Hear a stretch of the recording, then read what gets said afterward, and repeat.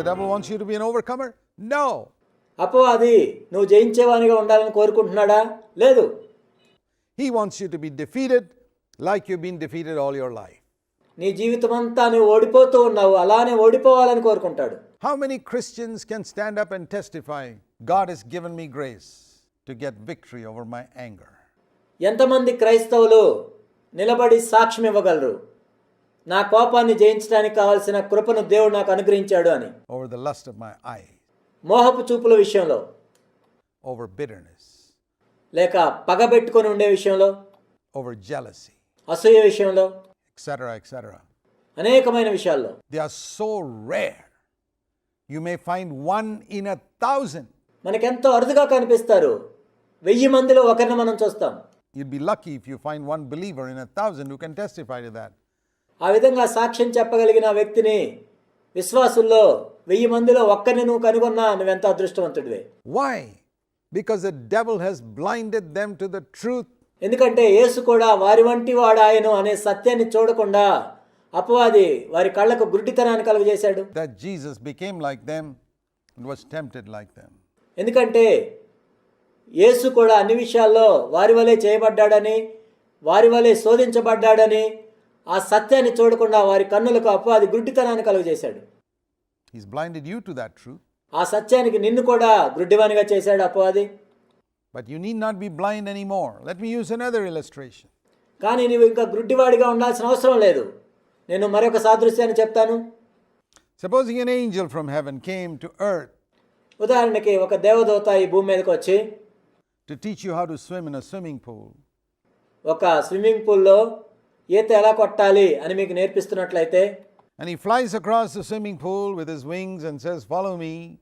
తన రెక్కలతో ఆ స్విమ్మింగ్ పూల్ మీద వెళ్తూ నన్ను వెంబడించండి అని చెప్పినట్లయితే, what will you say to him? ఆయనకి మీరేమని చెప్తారు? You'll say, "Hey, I can't follow you, angel. ఓ దేవదూత, నేను నిన్ను వెంబడించలేను. I can admire you, but I can't follow you.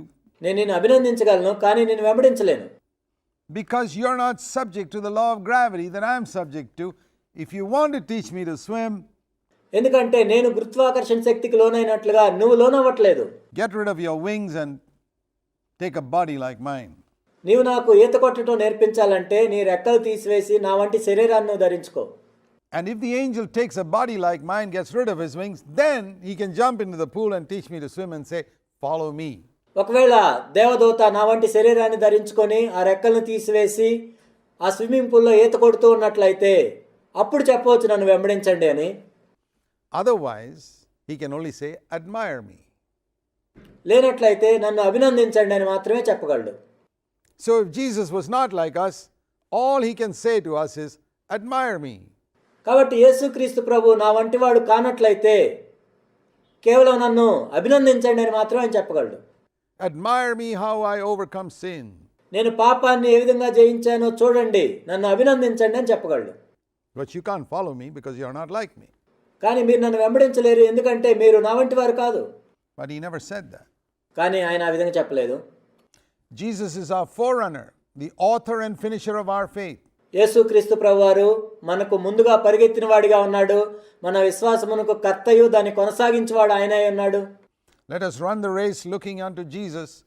యేసు వైపు చూస్తూ మన ముందుంచబడిన పరుగు పందెంలో ఓపికతో పరిగెడదాం. The author and finisher of our faith. ఆయనే మన విశ్వాసమునకు కర్తయు దాన్ని కొనసాగించేవాడై ఉన్నాడు. Illustrations help us to understand this truth more clearly. ఈ సాదృశ్యాలు మనకు ఏం తెలియజేస్తాయంటే సత్యాన్ని స్పష్టంగా తెలుసుకునేటట్లు చేస్తాయి. Now I want to use one more. ఇంకొక సాదృశ్యాన్ని నేను ఉపయోగిస్తాను. Think if a billionaire, not a millionaire, billionaire, a very, very rich billionaire from some Western country.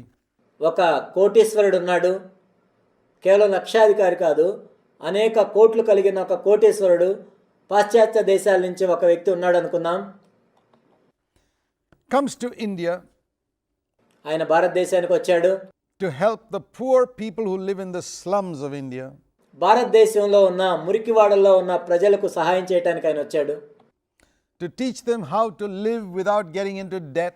అప్పు చేయకుండా ఏ విధంగా జీవించాలి అని ఆయన నేర్పించడానికి ప్రయత్నం చేస్తున్నాడు. With the limited amount of money they earn. ప్రతి నెల కొద్దిగా వాళ్ళు సంపాదించే డబ్బుతోనే ఏ విధంగా జీవించాలి, every month to teach them how to keep their little huts in the slum clean with the limited amount of money they earn. వాళ్ళు సంపాదించే ఆ కొద్ది డబ్బుతోనే ఆ చిన్న గుడిసెలో ఏ విధంగా పరిశుభ్రంగా ఉండాలి. But this man is a billionaire. He's got a credit card. కానీ ఈ వ్యక్తి ఎంతో కోటీశ్వరుడు, క్రెడిట్ కార్డు ఉంది ఆయనకు. He can go to any ATM machine and draw thousands of dollars if he wants. ఏ ఏటీఎం మెషిన్ దగ్గరికైనా వెళ్ళి $1,000 ఆయన తీసుకోవచ్చు. But he comes here and he tells these people in the slum, కానీ ఆయన ఇక్కడికి వచ్చి ఈ మురికివాడల్లో ఉన్న ప్రజలతో చెప్తూ ఉన్నాడు, I will work just like you. నేను కూడా మీలాగే పని చేసుకుంటాను. You know, carrying bricks or whatever it is in some construction site.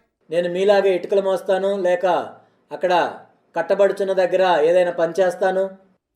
And earning, say, 1,000 rupees a month నెలకి $1,000 సంపాదిస్తాను, or whatever it is.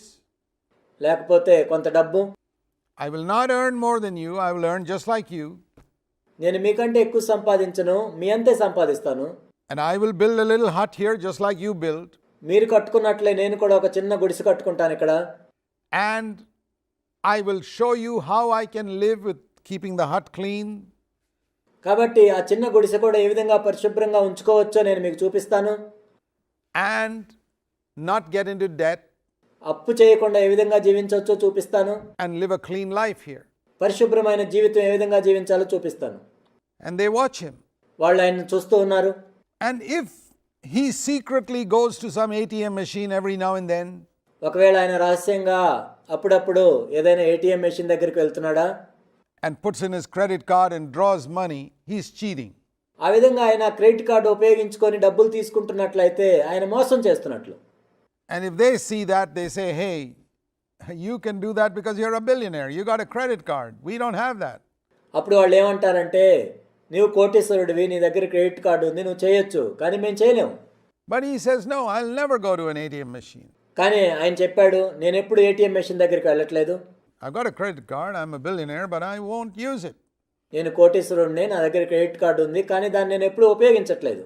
I refuse to use my resources in the country I come from.